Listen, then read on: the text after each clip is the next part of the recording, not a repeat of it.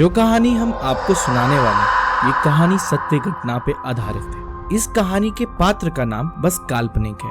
कहानी है रमेश की। रमेश कलकत्ता में पैदा हुआ था, लेकिन कलकत्ता में वो एक ही साल रहा, क्योंकि उसके पापा की जॉब दिल्ली में थी। दिल्ली में जॉब होने के कारण रमेश के पूरे परिवार को दिल्ली आना पड़ा। लेकिन रमेश के कजन्स कलकत्ता में ही रहा करते थे। बचपन से ही रमेश को भूत प्रेत में रुचि होने के कारण बहुत जिज्ञासा थी, लेकिन उसने आज तक भूत प्रेत कभी देखे नहीं थे, ना ही उसके घर में कभी ऐसी घटना हुई थी। लेकिन जब वो 11 साल का होता है तो उसके साथ एक बहुत ही विचित्र घटना होती है। 2008 की बात है। रमेश के अंकल की शादी थी और अंकल की शादी में सबको जरूर जाना था। जून जुलाई का महीना चल रहा था और रमेश के स्कूल की छुट्टी थी, तो बिना किसी चिंता के वो शादी में जा सकते थे।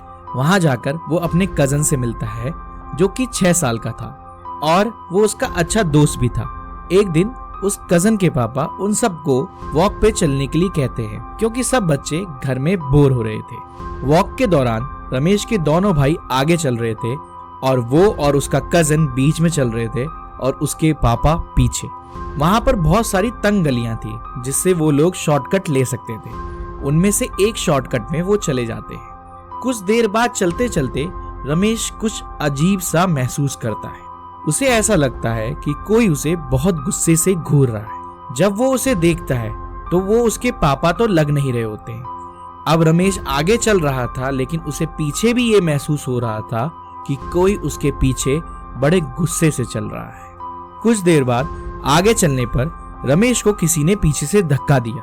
जब रमेश ने पीछे मुड़ के देखा, कजन के पापा उससे कुछ फीट दूरी पे थे, तो उसने सोचा कि उसे उसके कजन के पापा तो धक्का नहीं दे सकते। थोड़ी देर आगे चलने के बाद रमेश को फिर से धक्का लगता है। इस बार रमेश बहुत डर गया था। फिर रमेश ऐसे दिखा रहा था जैसे उसे कुछ हुआ ही नहीं। थोड़ी देर बाद आगे चलने पर रमेश और उसका कजन घर लौट गए।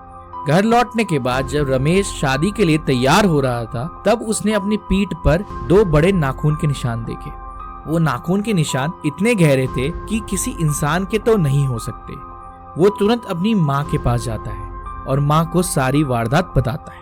तो माँ कहती है ये जरूर किसी शैतान या भूत के है, तो वो डर जाता है। फिर थोड़ी देर बाद माँ उसकी झाड़ फूक करती है और उससे कहती है कि ये रक्षा धागा बांध लो और वापस से उस गली में मत जाना। फिर शादी खत्म होने के बाद वो घर आ जाते हैं, पर रमेश आज भी ये सोचता है वो आदमी वहां पर क्यों हमें आने नहीं देना चाहता था। कमेंट में जरूर बताइएगा कि आपको कहानी कैसी लगी।